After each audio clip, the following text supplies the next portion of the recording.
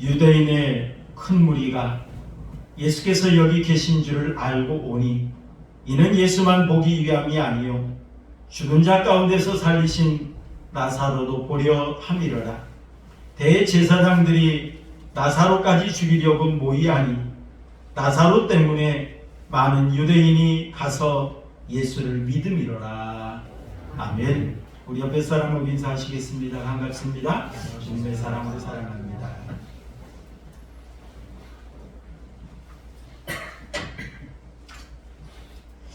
우리 대나무에 보면은 마디가 있지 않습니까?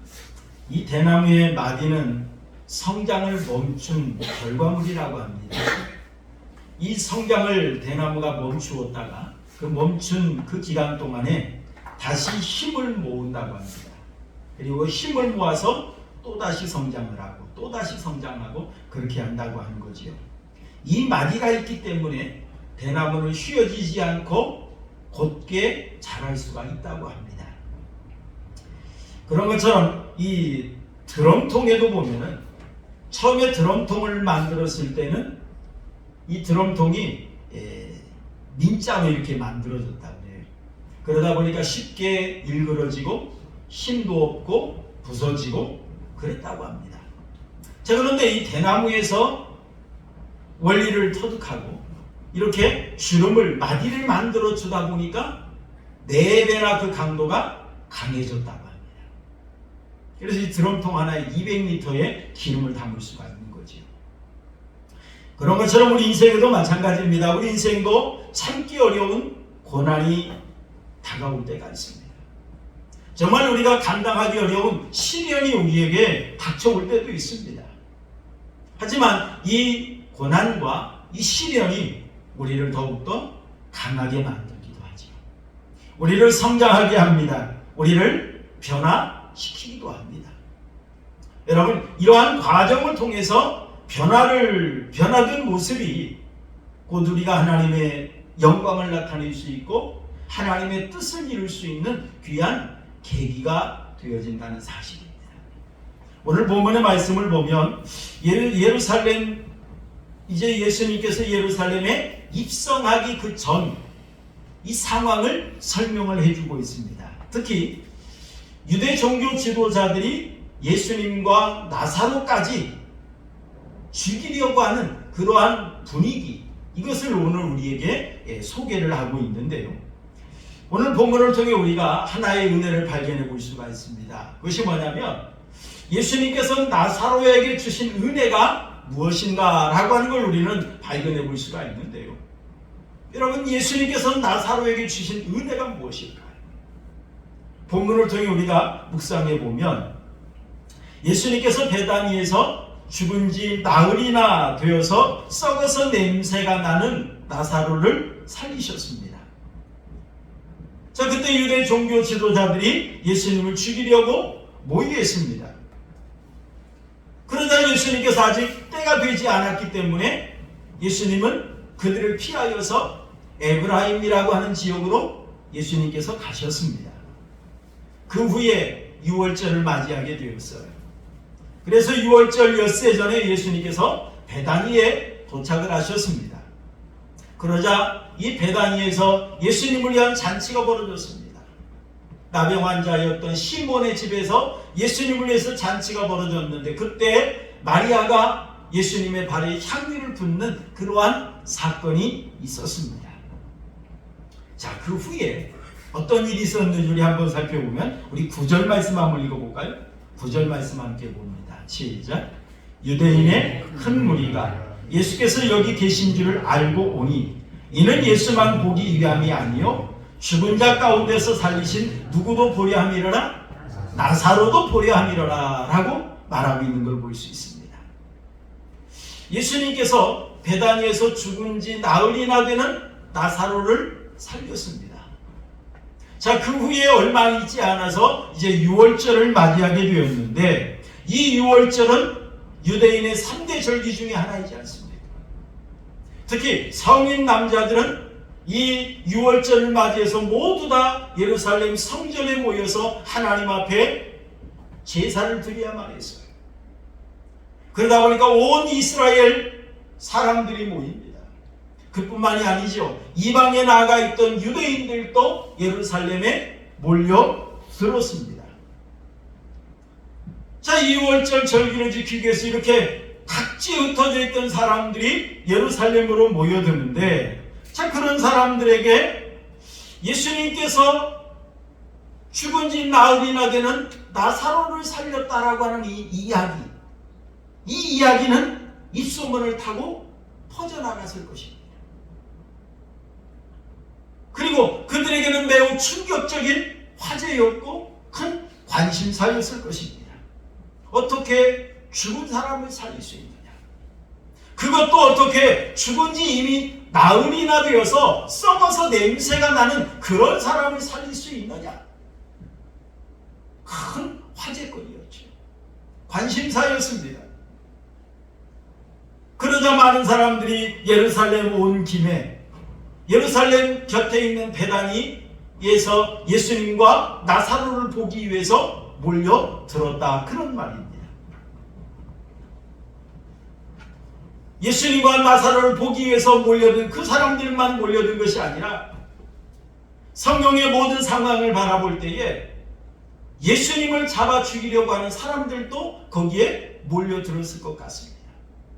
왜냐하면 당시 대제사장들은 예수님께서 나사로를 살린 그 사건으로 인하여서 많은 유대인이 예수님을 믿게 되었습니다.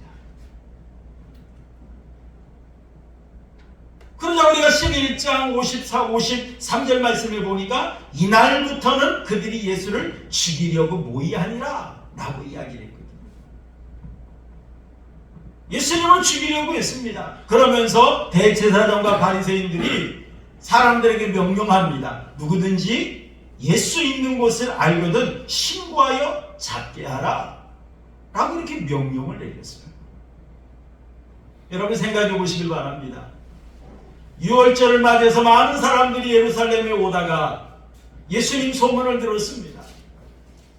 그래서 베다니에 예수님과 나사로를 보기 위해서 몰려들었습니다. 이것을 유대 종교 지도자들이 몰랐을까요? 분명히 알고 있었을 것입니다. 그래서 예수님과 나사로를 붙잡기 위해서 아마 그들의 무리들도 여기에 함께 몰려들었을 것입니다. 자, 그러자 10절 우리 한번 읽어볼까요? 10절 말씀 함께 봅니다. 시작. 대제사장들이 나사로까지 뭐 하려고? 죽이려고 모이하니라고 말을 했어요. 그들의 대상이, 죽이려고 하는 대상이 전에는 예수님이었어요. 그런데 이제 예수님뿐만 아니라 나사로까지 죽이려고 모의를 했다라고 이처럼 말을 합니다. 특히 여러분 우리 10절 말씀 보니까 대제사장들이라고 이야기를 했어요. 근데 사실 여러분이 대제사장은 하나입니다.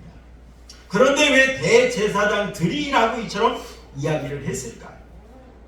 자, 여기서 이 대제사장들이라고 하는 말은 복수를 사용했는데요. 자, 이 말은 무슨 말이냐면 높은 지위를 차지하고 있는 또 막강한 영향력을 끼치고 있는 제사장들의 무리, 이 사람들을 가리켜서 대제사장들이라고 이처럼 이야기를 한 겁니다.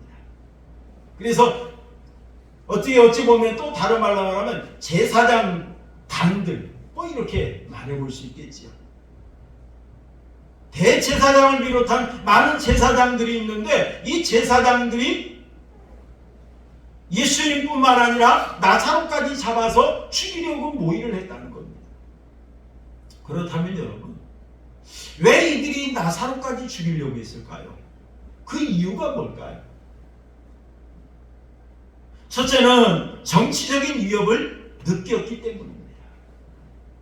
그 당시에 대제사장들은 정치적, 사회적, 경제적 모든 특권을 누리고 있던 그런 사람들이었어요.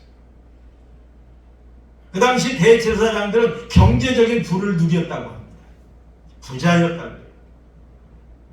그리고 이들은 종교적 지도자일 뿐만 아니라 아주 귀족적인 지도자였다고 합니다. 귀족처럼 그들은 살았다는 거죠. 그래서 사회적으로도 특권층으로 아주 최고의 대접을 받는 그런 삶을 살았다고 합니다. 여러분, 이런 사람들은 세상이 변하는 걸 원할까요? 절대로 원하지 않습니다. 왜 그러죠? 자기의 기득권을 빼앗기는 겁니다. 자기의 특권을 빼앗겨요. 세상에서 어떤 특권을 누리고 기득권을 누리고 부를 누리는 그런 사람들은 세상이 변하는 것을 절대로 원하지 않습니다. 그런데 지금 그런 상황에서 나사렛 가난한 목수의 아들인 예수가 등장을 합니다. 그리고 병자도 고쳐줍니다. 귀신도 쫓아내줍니다. 심지어 죽은 자까지 살려냅니다. 그러자 많은 사람들이 예수를 따릅니다. 그때 유대 종교 지도자들은 예수를 바라보면서 정치적인 혁명을 생각하게 되어집니다. 저 사람이 사람들을 선동해서 세상을 뒤엎으려고 하진 않을까? 저 사람 때문에 우리의 기득권이 상실되어지고 우리의 모든 것이 빼앗겨지는 건 아닐까? 그런 불안감이 그들에게 싹트오기 시작합니다. 그러다 보니까 그들이 자기 것을 지키려고 하니까 어떻게 해야 됩니까? 예수만 제거하면 되거든요. 그래서 예수를 제거하려고 했던 자들이 바로 유대 종교 지도자들이었습니다. 그리고 대제사장들이 예수님과 나사로를 죽이려고 했던 그 이유가 또 한 가지 있습니다. 그것이 뭐냐면 그들의 신앙과 가치관이 고정이 되었기 때문에 죽이려고 했습니다. 특히 여러분, 그 당시 사두개인들은요, 구약 제사장 사독의 후예들이라고 자부하는 그런 사람들이었습니다. 그런데 이 사두개인들은 부활도 없다, 천사도 없다, 영도 없다 라고 주장하는 사람들이었어요. 우리 성경을 한번 읽어볼까요? 마태복음 22장 23절 한번 볼까요? 이 마태복음 22장 23절 시작. 부활이 없다 하는 사두개인들이 그날 예수께 와서 물어 이르되, 자, 사두개인들은 무엇이 없다고요? 부활이 없다라고 이야기했죠. 자, 사도 바울도 이렇게 이야기합니다. 사도행전 23장 8절 함께 봅니다. 사도행전 23장 8절 시작. 이는 사두개인은 부활도 없고 천사도 없고 영도 없다 하고 바리새인들은 다 있다 함이라 라고 말하죠. 자, 이렇게 사두개인들은 부활도 없다, 천사도 없다, 영도 없다 이렇게 주장을 하고 있는데, 지금 예수님께서 죽은 지 나흘이나 되는 나사로를 살리는 사건이 발생을 했습니다. 어떻게 죽은 자가 다시 살아나는 역사가 있습니까? 그것도 잠시 기절했다 살아나는 것이 아니라 죽은 지 이미 나흘이나 되어서 썩어서 냄새가 났고 이미 장례까지 치러버린 그런 나사로였어요. 이런 나사로를 살리는 이 사건은 사두개인들의 신앙의 기틀을 흔드는 그러한 사건이었습니다. 사두개인들이 주장하는 신학이 무너지는 그러한 사건이었습니다. 사두개인들의 어떤 종교적인 입지가 무너지는 그러한 사건이었습니다. 어찌 보면 이제 그들은 제사장의 역할을 감당할 수도 없는 그러한 상황에 놓일 수도 있는 그런 위기를 맞이하게 된 겁니다.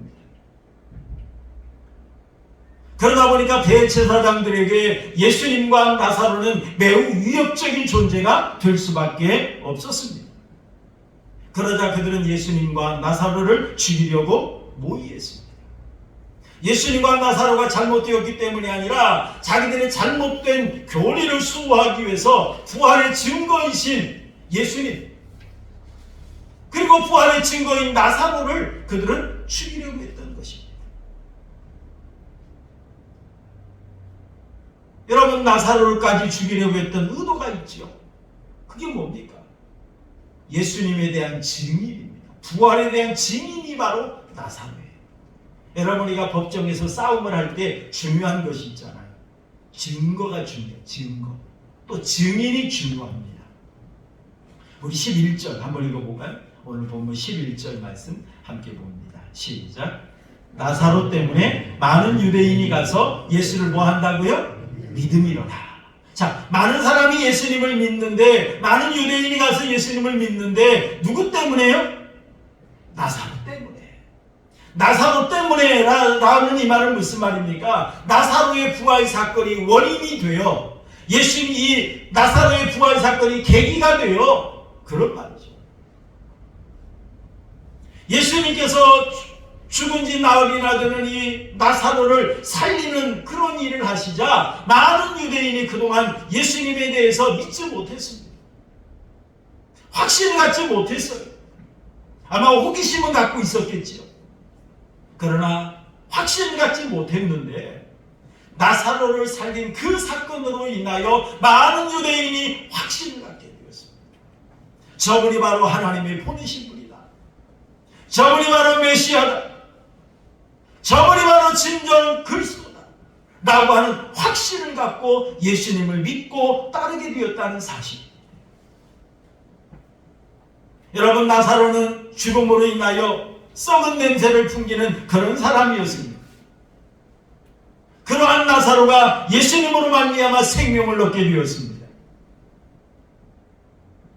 그러나 많은 사람들이 이 나사로를 보기 위해서 이 배단에 몰려왔고 나사로를 보고 많은 사람이 예수님을 믿게 되었습니다.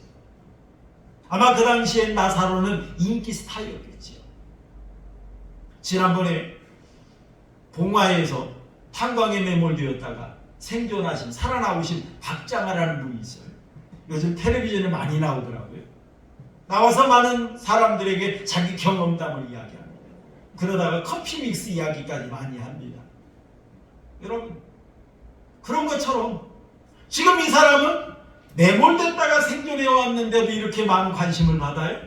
그런데 여러분, 나사로는 죽었다가 이미 나흘이나 되어 썩어서 냄새가 나고 묻혔어요. 그런 나사로를 예수님이 살렸어요. 얼마나 많은 사람들에게 관심이 집중되었겠습니까? 얼마나 많은 사람들이 나사로 한번 보려고 몰려들었겠습니까? 이런 나사로가 살아있는 것만으로도 예수님의 복음이 전파되고 있었습니다. 나사로는 아무 소리 안 해도, 입을 열지 않아도 나사로의 모습만 보여주는 그것만으로도 예수님이 어떤 분이라는 것을 증거하고 있는 그러한 현상이 발생되었다는 사실이지. 그래서 여러분, 나사로는 예수님이 생명의 주인이라는 증거자이자 증인이 되는 거예요. 그러자 대제사장들은 예수님을 믿지 못하게 하기 위해서는 나사로까지 제거해야만 했던 것입니다. 생각해 보세요. 나사로로 인하여 유대 땅에 예수 믿는 사람들이 많아졌어요.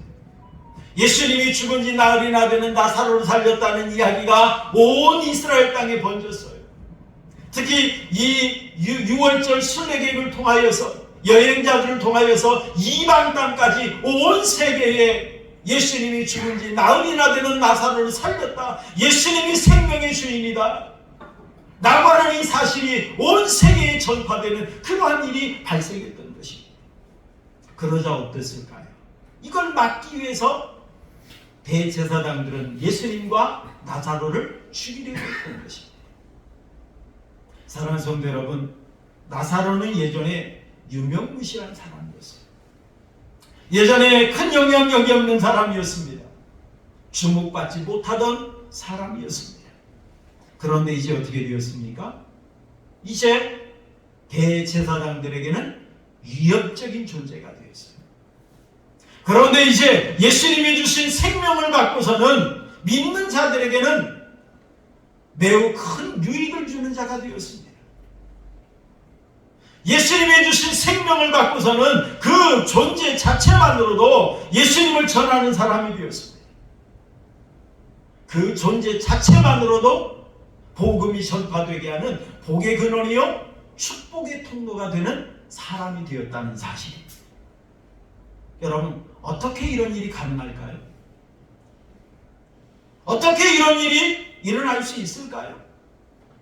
그것의 유일한 비결, 유일한 그 원인 하나는 뭐냐면 예수님께서 나사로에게 생명을 주셨기 때문입니다. 생명을 주셨기 때문이라는 거죠. 여러분, 죽은 자는 점점 잊혀져 갑니다. 죽은 자는 영향력이 사라져 갑니다. 죽은 자는 주목받지 못합니다. 죽은 자는 위협적이지 못합니다. 죽은 자는 유익을 줄 수가 없어요. 그런데 여러분, 살아있는 자는 영향을 끼칠 수 있죠. 살아있는 자는 유익을 줄 수 있습니다. 살아있는 자는 역사를 일으킬 수가 있다는 사실. 우리 성경을 한번 읽어볼까요? 전도서 9장 4절 함께 보겠습니다. 전도서 9장 4절 시작. 모든 산자들 중에 들어있는 자에게는 누구나 소망이 있음은 산 개가 죽은 사자보다 낫기 때문이니라 라고 말했어요. 살아있는 자에게 소망이 있어요. 죽은 자는 소망이 없어요. 여러분, 살아있어야 뭔가를 할 수 있잖아요. 살아있어야 역사를 일으킬 수 있잖아요. 그래서 여러분, 죽은 사자보다 산 개가 낫다는 거예요. 여러분, 나사로가 병들었을 때는, 병들어 죽어갈 때는 모든 사람들에게 슬픔을 주는 사람이었습니다. 그러나 예수님께서 주신 생명을 얻은 후에는 생명을 나누어주는 자가 될 수가 있었습니다. 나사로가 병들어 죽어갈 때는 모든 사람에게 절망을 주는 사람이었습니다. 그러나 예수님께서 주신 생명을 받은 후에는 많은 사람에게 소망을 주는 그런 사람이었습니다. 예전에 나사로는 자기만 믿는 사람이었어요. 그러나 이제 예수님께서 주신 생명을 받은 후에는 많은 사람들이 믿게 하는 그런 사람이 되었습니다. 나사로가 죽었을 때는 썩은 악취를 풍기는 사람이었습니다. 그러나 예수님이 주신 생명을 받은 후에는 그리스도의 향기를 바라는 사람이 될 수가 있었습니다. 나사로가 병들어 죽어갈 때는, 죽어서 썩어서 냄새가 날 때는 가족들도 가까이 하지 않았습니다. 멀리 했습니다. 깊이 했습니다. 그러나 예수님이 주신 생명을 받은 후에는 어떻습니까? 각처에서 나사로에게 몰려드는 역사가 있었습니다. 여러분처럼 생명을 가졌다는 것이 그만큼 중요한 거예요. 생명을 가졌다는 것이 이만큼 위대한 것입니다. 여러분, 우리 인생에서 누구를 만나느냐라고 하는 건 참 중요합니다. 누구를 만나느냐. 우리 한번 읽어볼까요? 잠언 27장 17절 우리 함께 보겠습니다. 잠언 27장 17절 시작. 철이 철을 날카롭게 하는 것 같이 사람이 그의 친구의 얼굴을 빛나게 하느니라 라고 말합니다. 철이 철을 날카롭게 해요. 여러분, 우리가 대장간에 가보면 그 쇠를 불에 달구어서 뭐로 때립니까? 쇠방치로 때립니다. 이를 통해서 농기구도 만들고 무기도 만들고 우리 생활도구도 만들지 않습니까? 철이 철을 만나면 날카롭게 되죠. 여러분, 우리 한글도 어떻습니까? 한글도 자음은 모음을 만나야 글자가 되잖아요. 여러분, 작은 불꽃은 바람을 만나야 큰 불이 될 수가 있어요. 여러분, 칼이 어머니에게 주어지면, 어머니를 만나면 맛있는 요리로 변화가 되어집니다. 맛있는 요리가 만들어집니다. 그런데 이 칼이 강도를 만나면 어떻습니까? 사람을 위협하는 도구가 되어집니다. 여러분, 길가에 있는 바위돌, 미켈란젤로와 같은 능력 있는 사람을 만나면 하나의 예술품으로 만들어집니다. 그런 것처럼 여러분, 우리가 누구를 만나느냐라고 하는 게 참 중요하죠. 우리 성경에서 많은 예를 찾아볼 수 있습니다. 여러분, 태양이라는 뜻의 이름을 가진 삼손이 있습니다. 그런데 이 태양이라는 이름의 뜻을 가진 이 삼손이 블레셋 여인 밤이라는 이름의 뜻을 가진 들릴라를 만나자 어떻게 되었습니까? 하나님에게서 멀어졌습니다. 하나님의 사명을 저버렸습니다. 나중에는 눈까지 뽑히고 어두움의 골짜기를 헤매는 그런 모습을 보지 않습니까?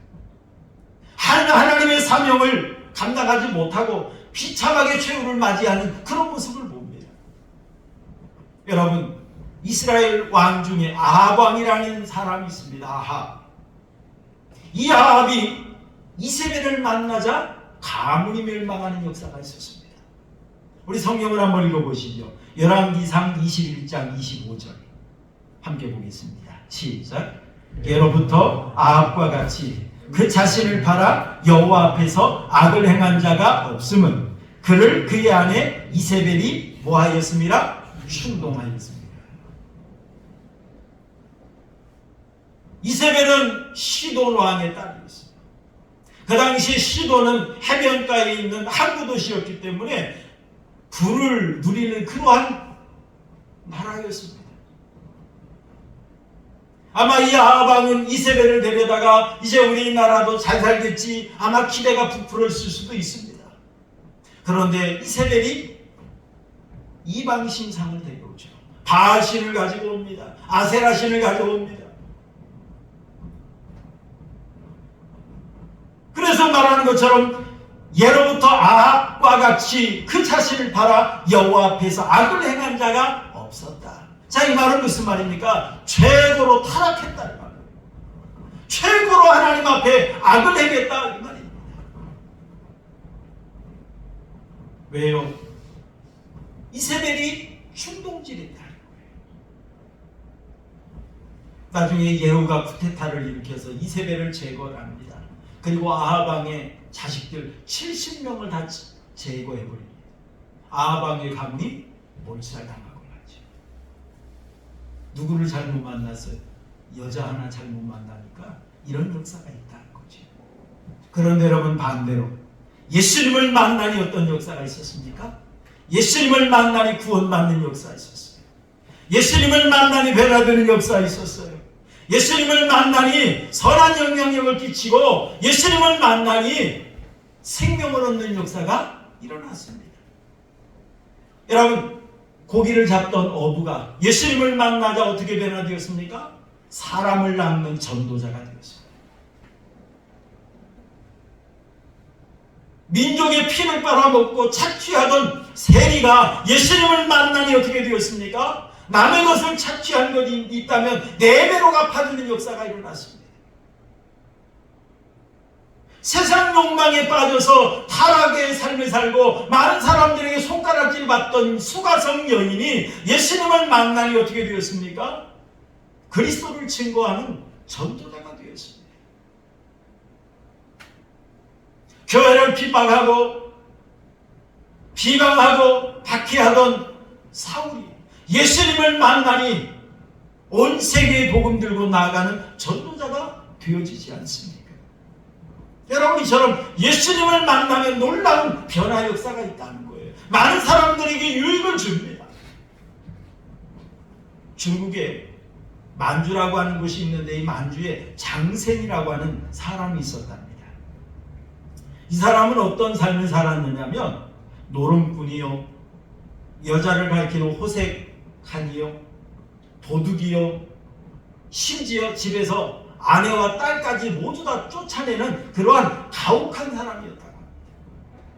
그러다 보니까 세상 사람들이 그에게 별명을 하나 붙여주었는데 뭐라고 붙여주었느냐면 우소 푸웨이 테라고 이처럼 별명을 붙여주었답니다. 이 우소 푸웨이 테라고 하는 이 말의 뜻은 어떤 거냐면 그 사람 안에는 선한 것이 하나도 없다, 그런 뜻이에요. 얼마나 나쁜 사람이면 세상 사람들이 이런 별명을 붙여주었겠습니까? 그런데 이 장생이 중년이 되자 점점점 시력을 잃게 되었다고 합니다. 나중에는 양쪽 눈이 다 시력을 잃어버렸대요. 그런데 사람들이 선교사들이 운영하는 병원에 가면 나을 수 있다라고 하는 그런 말을 하더랍니다. 그래서 이 장세는 선교사가 운영하는 병원을 찾아갔습니다. 그리고 치료를 받고 어느 정도 시력이 회복이 되었다고 합니다. 그런데 이 장세는 여기에서 시력만 회복시킨 것이 아니라 복음을 듣게 되었어요. 예수님을 만나고 예수님을 믿게 되었습니다. 그러자 퇴원을 하기 전에 선교사에게 나에게 세례를 베풀어 주세요 라고 요청했답니다. 그때 선교사님이 하는 이야기가 지금은 세례 받으려 하지 마시고 집에 돌아가셔서 많은 사람들에게 내가 변화되었다고 말하세요. 그리고 얼마 후에 우리가 방문할 건데 그때도 당신이 예수님을 믿고 따르고 있다고 한다면 그때 세례를 주겠습니다 라고 하더라고요. 그 후에 장세는 집으로 돌아왔습니다. 그리고 많은 사람들에게 예수님을 전하면서 변화된 삶을 보여주었다고 합니다. 그러자 이 장세의 모습을 보고 많은 사람들이 놀라고 예수님을 믿게 되었다고 해요. 한 5개월 후에 선교사들이 이 장세를 찾아왔는데 이 장세이 살고 있는 이 만주에 예수 믿는 사람들이 수백 명이나 생겼다고 합니다. 그런데 그 과정에서 잠시 회복되었던 시력을 다시 잃게 되었고 이 장세는 소경이 되었답니다. 하지만 소경 전도자로서 계속해서 복음을 전했대요. 소경이 복음을 전하자 얼마나 많은 사람들이 놀렸겠습니까? 돌로 치는 자도 있고 괴롭히는 자도 있고 침 뱉는 자도 있고 많은 사람들이 핍박을 했답니다. 심지어 복음 전하다가 살아온 개에게 물려서 도망치는 일도 허다했다고 합니다.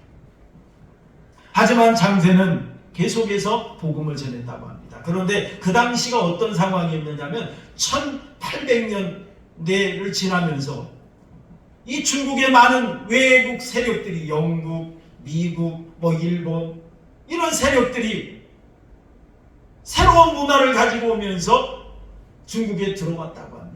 그런데 목적은 뭡니까? 중국을 삼키려 하는 것이 목적이었죠. 하지만 그 당시에 청나라는 무능했다고 합니다.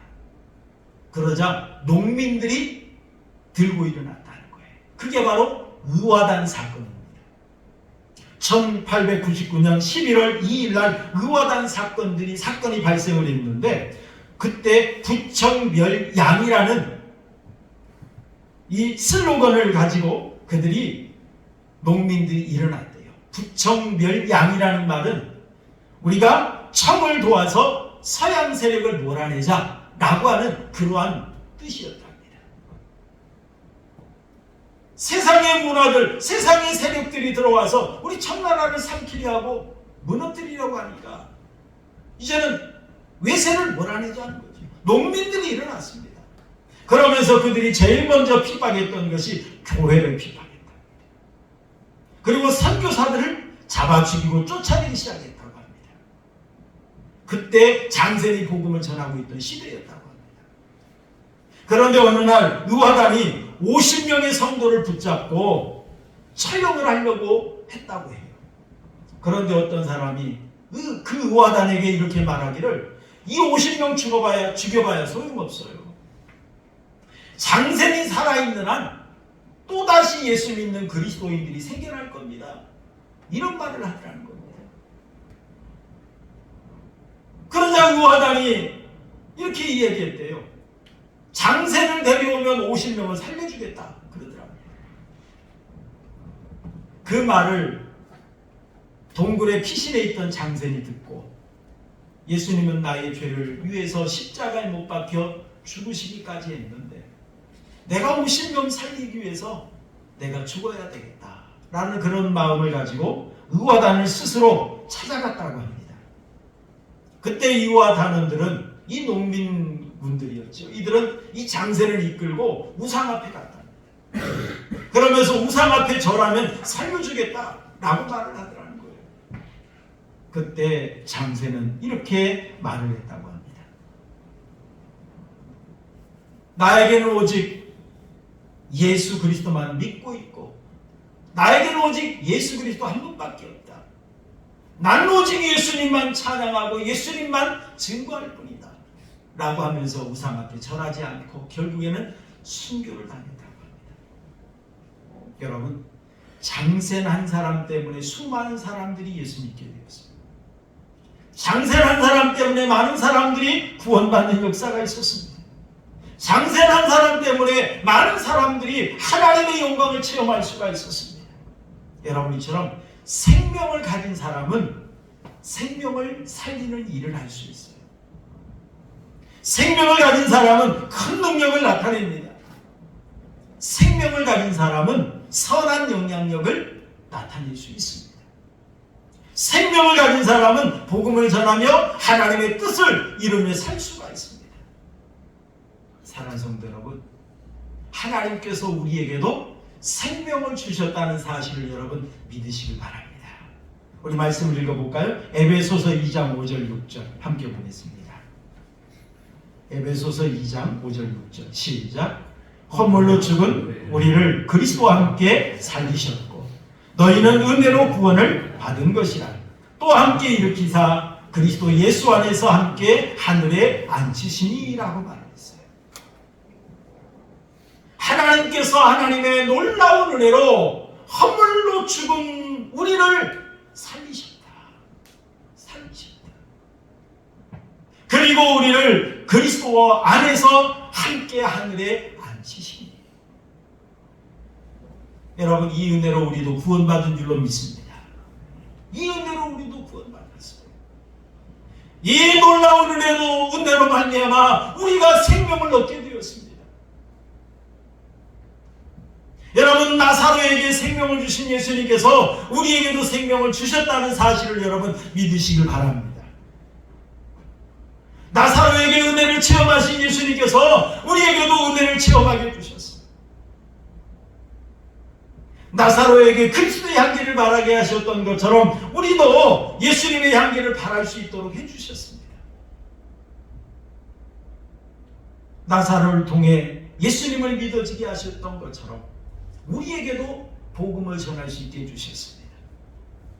나사로를 통해 생명을 나누게 하셨던 것처럼 우리에게도 생명을 나눌 수 있는 은사를 주셨습니다. 여러분, 나사로가 예수님을 만나 생명을 얻게 되니까 이렇게 역사를 일으킬 수 있었어요. 능력을 나타낼 수 있었어요. 여러분, 그런 것처럼 우리도 예수님을 만나 예수님으로 인하여 우리도 생명을 얻었습니다. 여러분, 생명을 간직하게 되었습니다. 그렇다면 우리가 어떤 삶을 살아야 할까요? 여러분, 이 종교 지도자들에게, 대제사장들에게 이 나사로라고 하는 이 사람이 살아있는 그 자체가 위협이 되었어요. 도전이 되었어요. 믿고자 하는 자들에게는 나사로가 살아있다는 그 자체가 곧 복음을 증거하는 놀라운 역사를 나타냈습니다. 사랑하는 성도 여러분, 정말 이 세상에 어떤 사람이 필요한가요? 나사로처럼 생명을 가진 사람, 생명을 간직하고 그리스도를 증거하는 증인을 오늘 이 시대는 우리에게 필요로 하고 있습니다. 사랑하는 우리 하은교회 성도 여러분, 나사로가 생명을 간직하고 생명을 나누고 그리스도의 향기를 바라고 복음을 전했던 것처럼 우리 하은교회 성도님들도 정말 우리가 주님의 은혜로 생명을 얻었으니 이 생명의 능력을 가지고 항상 생명을 나누는 자요, 그리스도의 향기를 바라는 자요, 하나님의 영광을 나타내며 살아가는 우리 하은교회 성도님들이 되시기를 주님의 이름으로 축원합니다. 우리 말씀 생각합니다.